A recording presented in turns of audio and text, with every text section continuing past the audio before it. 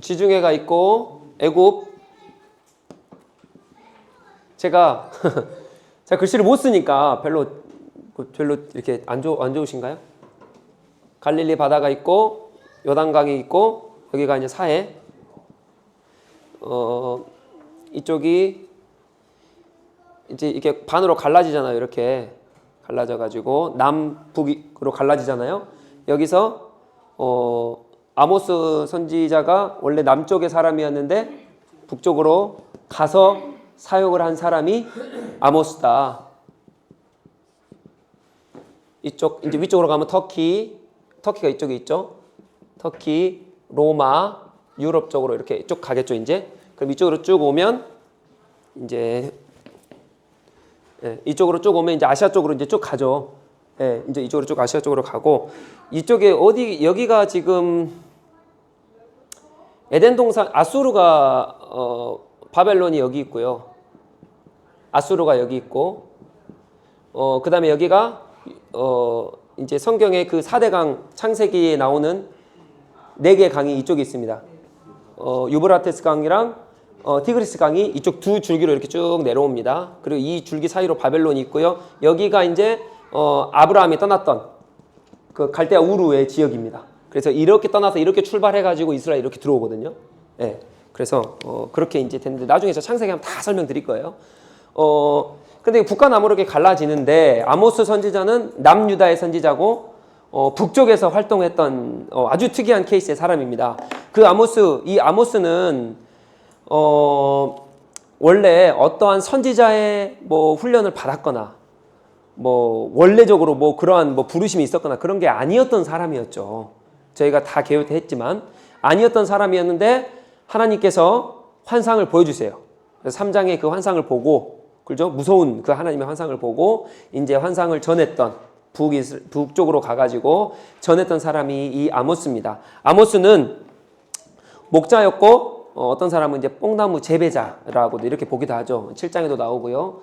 그렇게 보면 그래서 아모스는 사업가적인 사람이 먼저 더 있는데 이 사람이 하나님께서 환상을 보여주심으로 말미암아 이게 너무나도 무서운 환상이었죠. 어떤 환상이었어요? 1장 1절 2절에 보니까 사자가 먹잇감을 샤그 지난 시간에 했죠. 어떻게 합니까?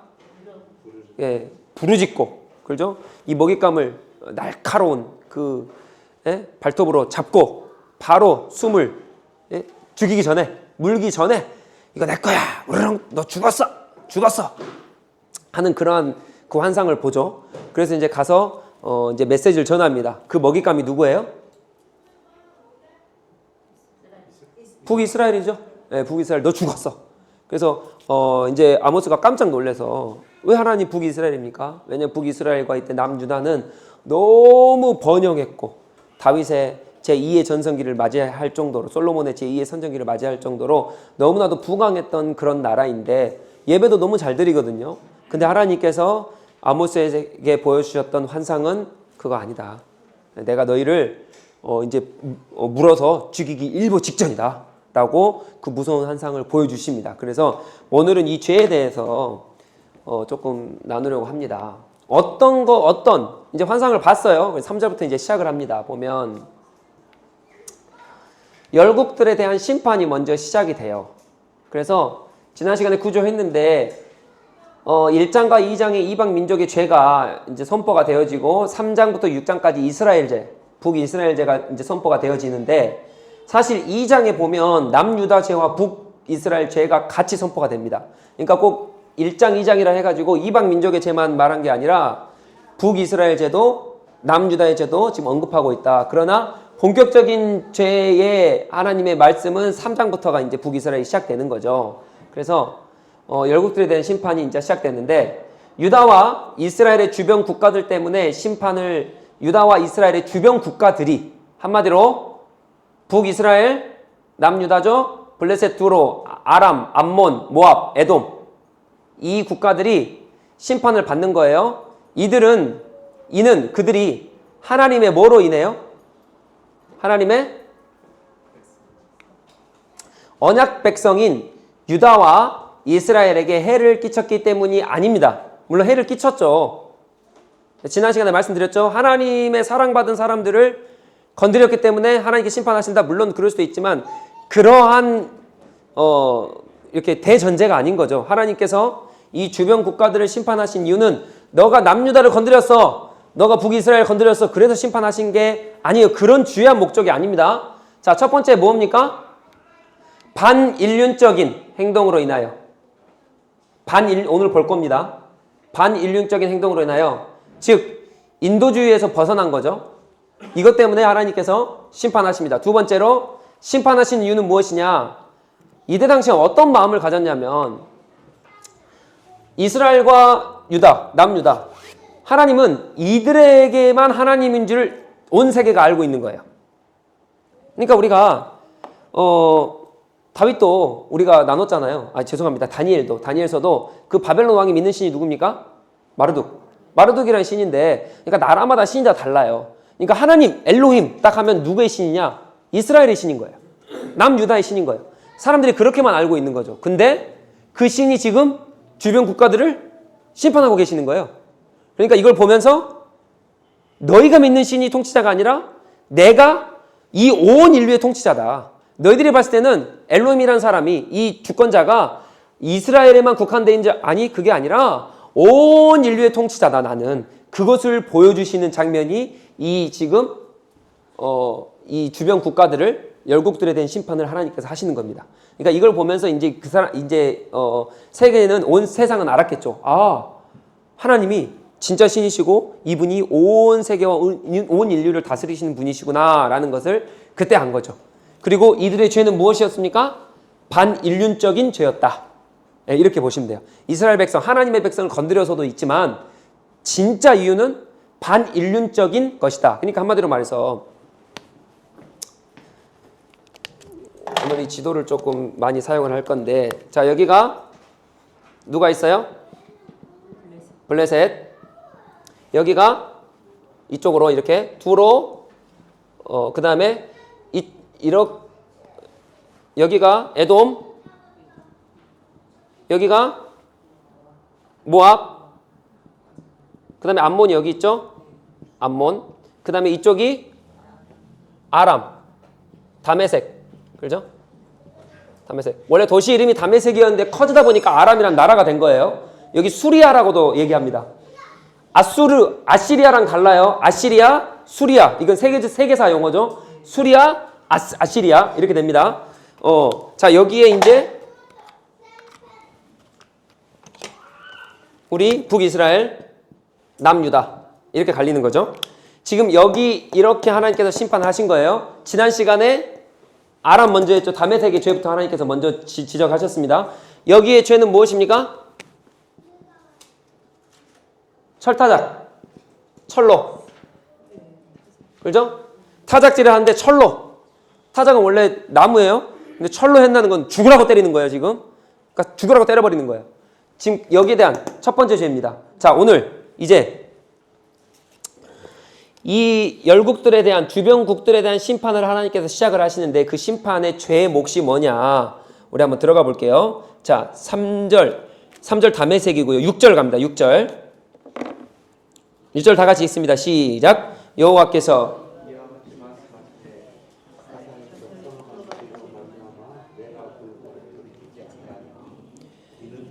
모든 사로잡은 자를 끌어 에돔에,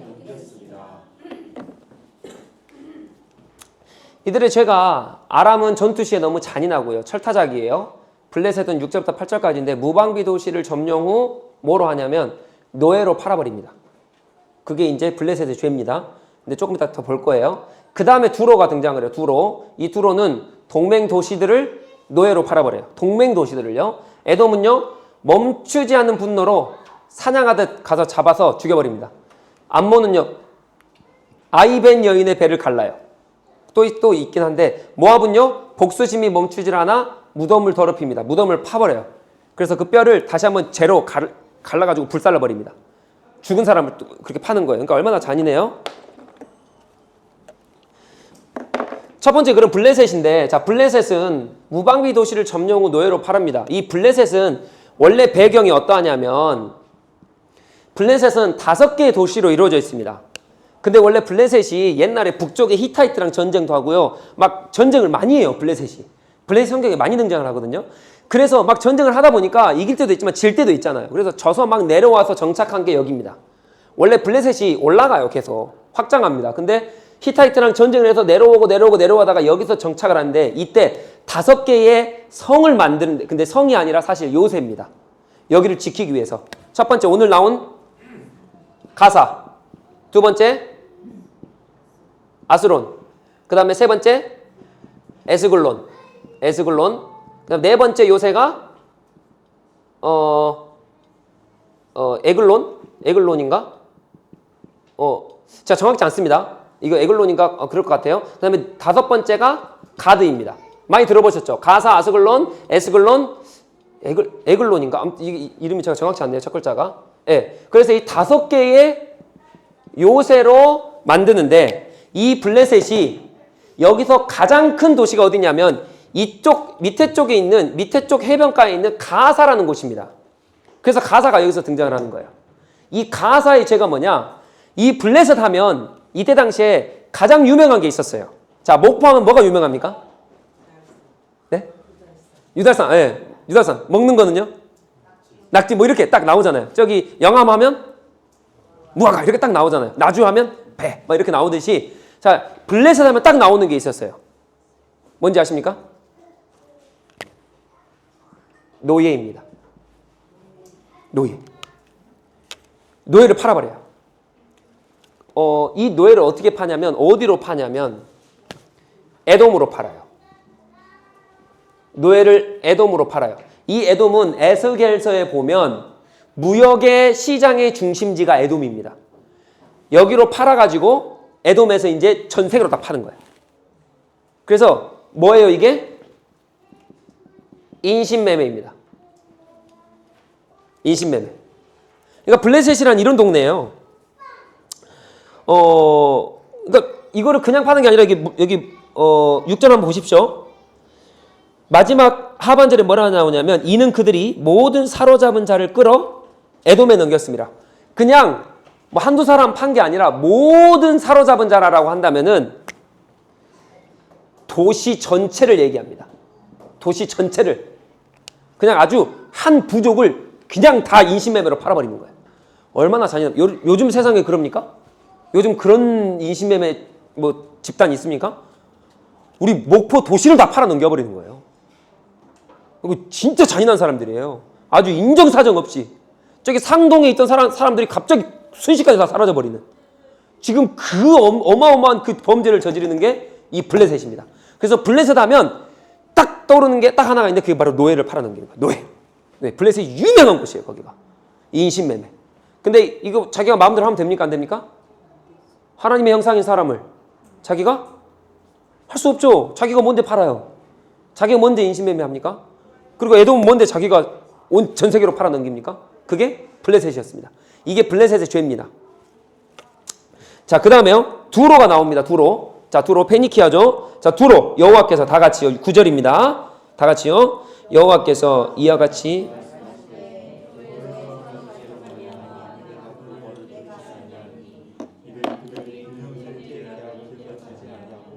모든 사로잡은 자를 에돔에 넘겼습니다. 아멘. 자, 여기는 지금 원래 이 두로는요, 사실 원래 이 이스라엘 민족과 되게 평화적이었어요.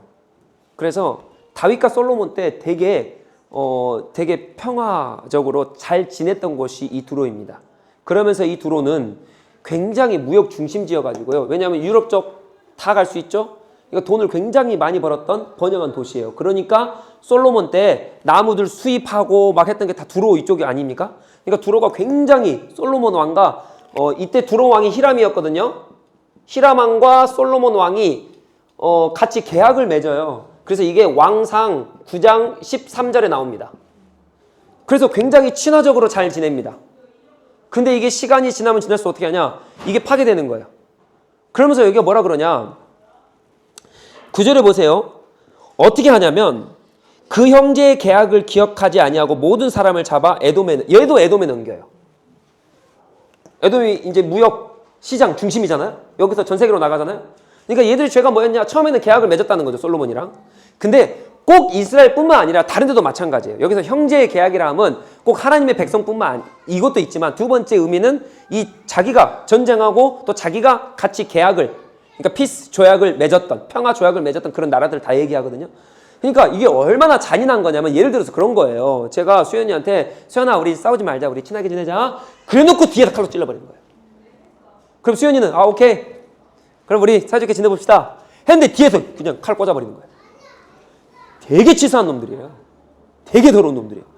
그러니까 계약을 맺었다는 건 이때 당시에 우리는 지금 계약서 쓰면 아 불법이야, 경찰서 갖고 야, 이런 개념인데 이때 당시의 계약은요, 목숨 걸고 하는 계약입니다.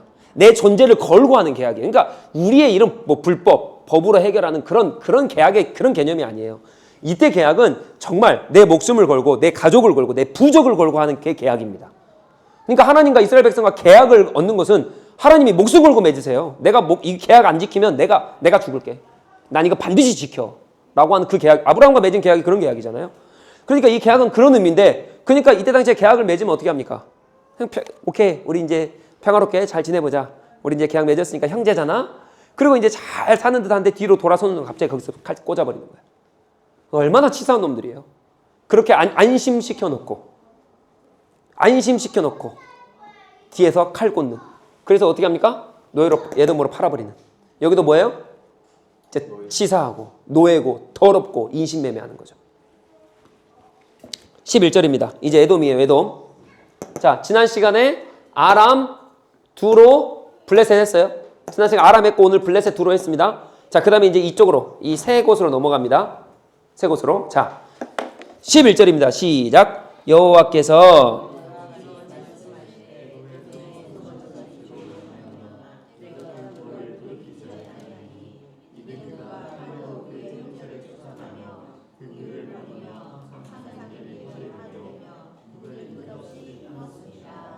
아멘. 자, 11절에 보니까 누구의 죄입니까?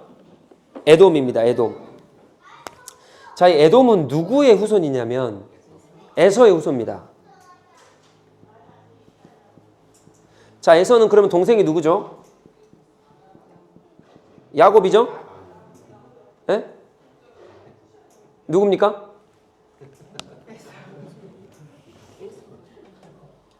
에서의 동생이 누구예요? 예? 야곱 맞잖아요. 갑자기 제가 당황스러웠네. 예. 자, 야곱. 에서의 동생이 야곱. 그래서 이제 팥죽 막 팔고 막 그러잖아요. 그래서 야곱의 12지파가 나오고 에서는 에서의 민족을 만드는데 그게 에돔입니다. 이 에돔이라는 것은 에서의 별명이에요. 붉은 자. 그렇죠? 에서의 별명이라는 뜻도 있어요. 그게 에돔입니다. 자, 그럼 여기랑 형제죠? 맞나요? 형제예요. 근데 중요한 거는 이 에돔이 이 이스라엘을 얼마나 괴롭히냐면 성경 곳곳에 나와요.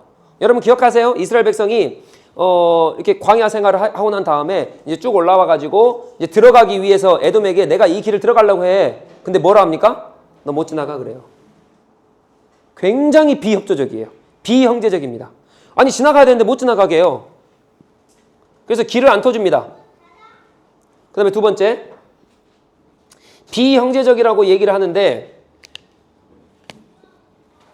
나중에 오바다에 보면은 오바다서 11절 14절에 보면은 느부갓네살 왕 있죠. 우리 다니엘 보죠. 느부갓네살 왕이 남유다를 침공할 때에 여기서 앞잡이 역할을 했던 사람이 에돔이에요. 이 에돔이 앞잡이 역할을 합니다. 그러니까 진짜 나쁜 놈들이에요.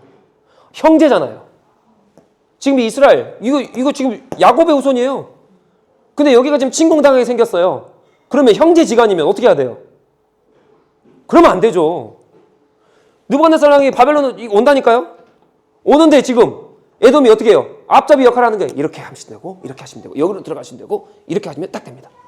정말 치사한 놈들이에요. 그 다음에 시편 137편 7절에 보면은 비형제적입니다. 비형제적이에요. 땅도 뺏어요. 에서는 야곱이 에서의 장자권을 뺐죠. 이게 너무 분했는지 어떤지 모르겠어요. 너무 싫었는지 모르겠지만 이 에돔 족속이요. 이스라엘의 땅도 점령을 해가지고 막 땅도 뺐습니다. 그러니까 형제라면 할 수 없는 짓을 하는 거예요.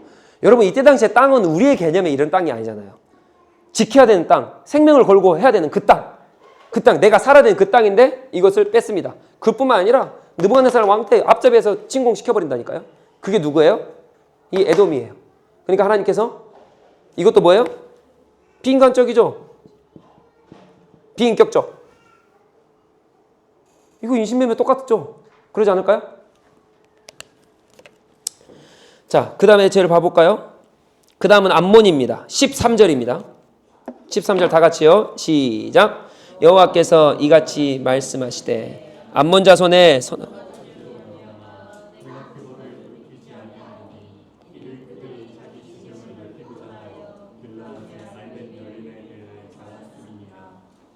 자, 여기서 보면 배를 갈랐다.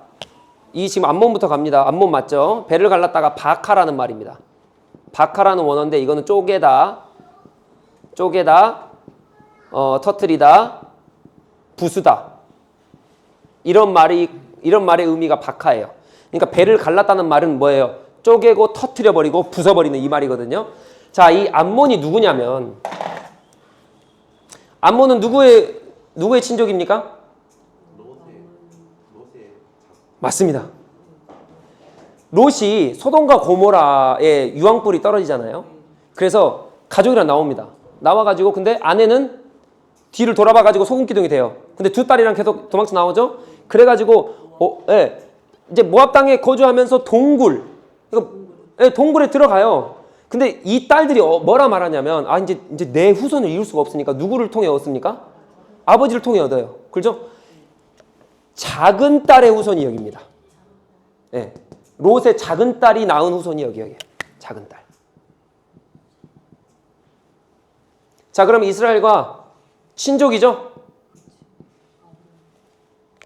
아브람과 롯이 친척 관계니까요. 아브람의 후손 여기거든요. 이스라엘이잖아요. 그러면 암몬은 친척. 그러니까 자기 친척 할아버지를 어떻게 버려요? 아무튼 친족이잖아요, 지금. 근데 친족인데 여기서 뭐를 하고 있냐?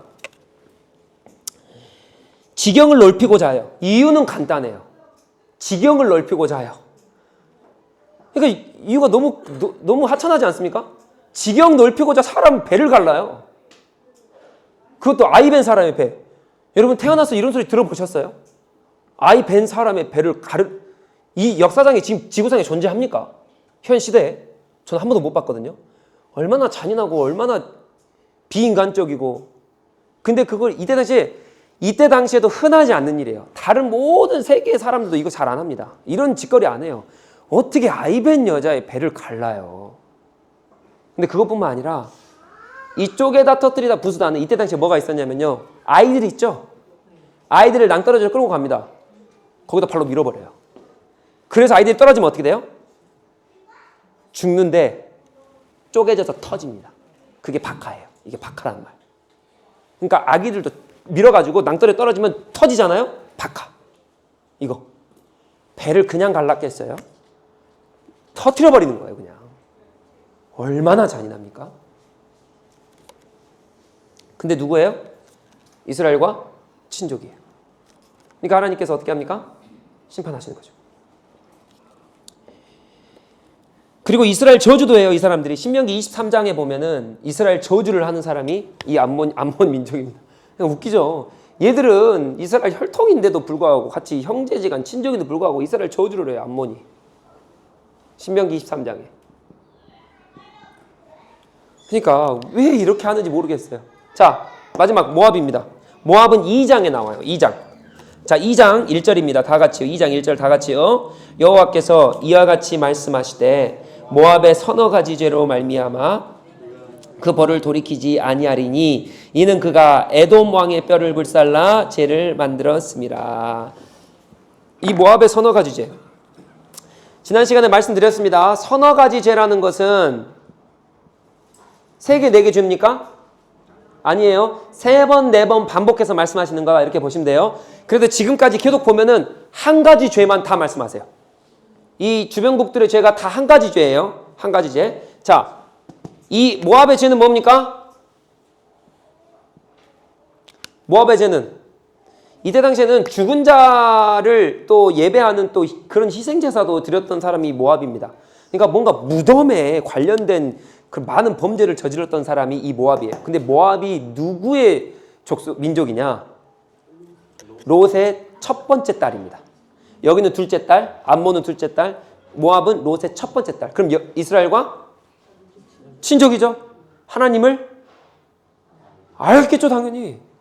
소돔과 고모라의 그 벌을 받던 그 자손이라니까요. 그러니까 하나님 알았겠죠. 아브라함이 누군지 알았겠죠. 아브라함이 믿었던 산이 누군지 알았겠죠. 신이 누군지 알았겠죠. 그럼에도 불구하고 아주 지저분해요. 어떻게 하냐면 우리나라에도 옛날 그런 거 있었습니다. 이렇게 땅을 파가지고 죽은 자의 그 무덤을 파가지고 무슨 창시 부관 참시 같은 그런 짓거리. 그러니까 그거는 아무한테나 안 하잖아요. 특히 우리나라는 조상들에 대한 엄청난 그 무속적인 그러한 유교적인 그런 게 있기 때문에 함부로 땅을 못 팝니다. 아시잖아요. 함부로 무덤을 못 파요. 근데 그거를 부관 참시할 정도면 진짜 중대한 죄를 저지른 사람이에요. 그 사람은 정말 저주받아야 마땅한 사람이거든요. 그 짓거리 하고 있는 거예요, 지금. 어떻게 죽은 거기에 가가지고 그 뼈를 다 쪼개 부숴가지고 불로 태우냐고요. 그러니까 하나님께서 정말 싫어하시는 거죠. 이 모든 죄들은, 이 6가지 국가의 죄들은 다 사실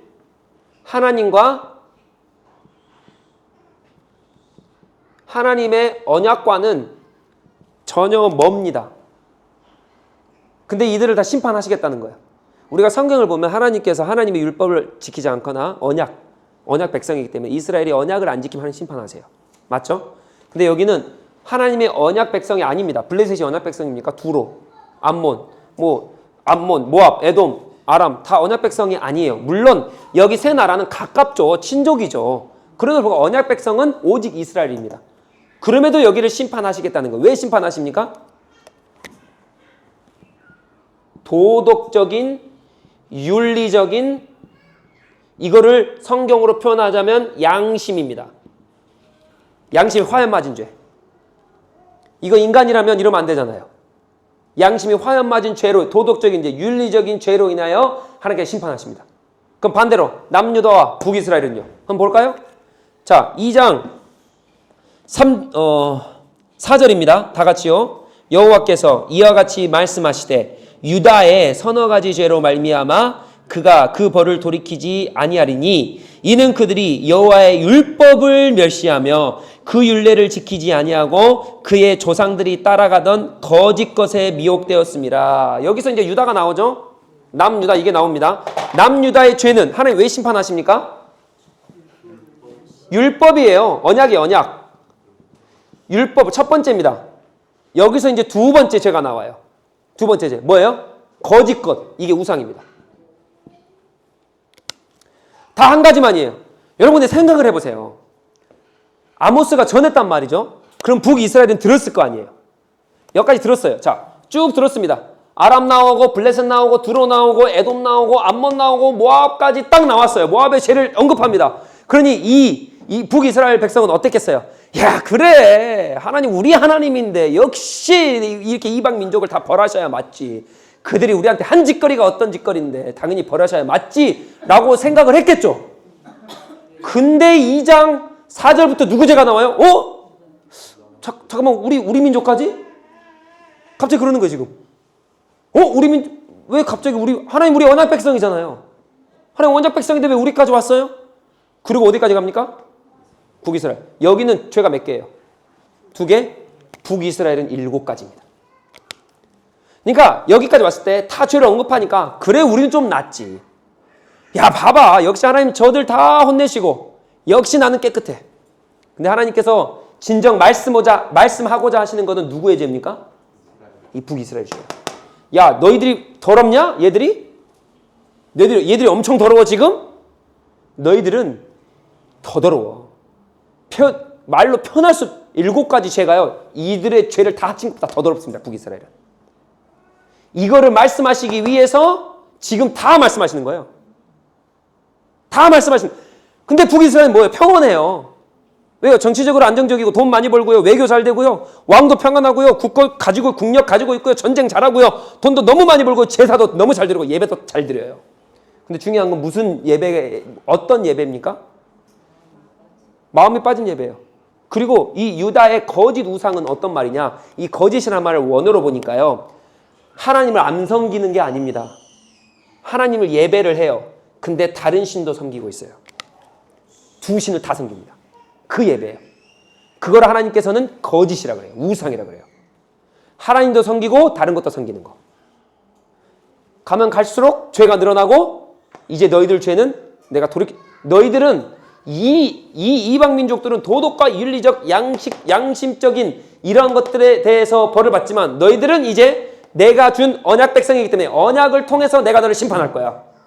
근데 더 더러운 건 다음 주에 볼 거예요. 이 북이스라엘은 하나님의 이 율법, 언약과 도덕적인 법들이 다 들어갑니다. 진짜 더러워요. 제일 더러워요. 그게 북이스라엘이에요. 사랑하는 성도 여러분, 그래서 우리가 딱 두 가지로 나누면 될 것 같아요. 하나님께서는 언약 백성 보호하십니까? 아니요. 언약 백성도 언약 어기거나 도덕적인 생활을 잘못하면 심판하십니다. 또한 언약 백성이 아니다 할지라도 하나님은 그냥 내버려 두시는 게 아니라 회초리를 드시는데 그 이유는 도덕적으로 윤리적으로 양심적으로 잘못된 행위, 그 행위가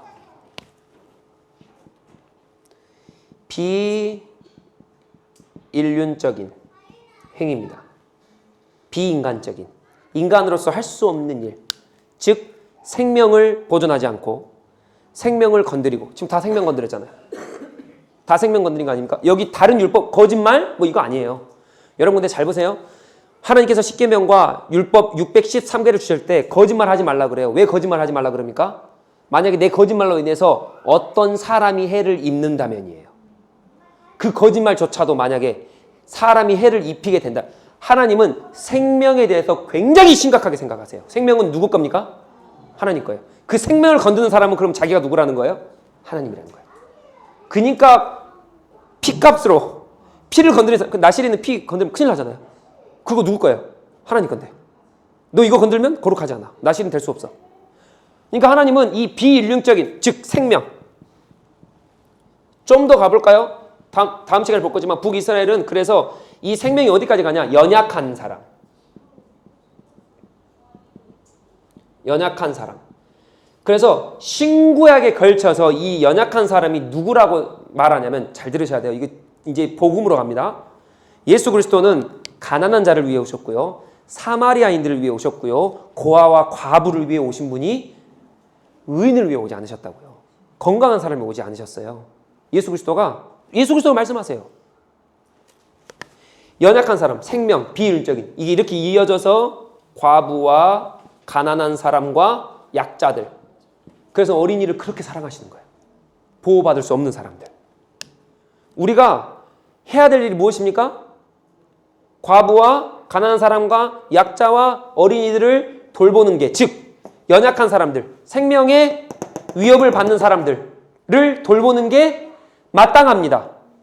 우리는 사람을 가해하지 않아요. 근데 반대로 그 사람을 돌보지 않는다는 건 죄예요. 그 죄예요. 그 죄예요. 교회가 해야 될 일이 무엇이라고요? 과부와 가난한 사람과 어린애들과 보호받을 수 없는 약자들, 그 약자들을 돌봐야 하는 게 누구라고요? 교회라고요. 그 죄를 지적하신 게 북이스라엘 7가지 죄입니다. 너가 언약 백성인데 언약도 저버리고 도덕적인 비인간적인 그런 행위도 서슴지 않고 다 행하는 너 북이스라엘아. 내가 너를 심판할 거야. 그게 아모스예요. 그래서 샤그 하나님께서 날카로운 발톱을 드시고 죽기 직전에 너희들 죄가 이거다. 이 말을 들었을 때 이 민족의 말을 들었을 땐 기뻤겠죠. 역시 하나님 저를 벌하시지. 역시 우린 깨끗해 라고 했을지 모르지만 2장에 넘어와서는 이제 달라지죠.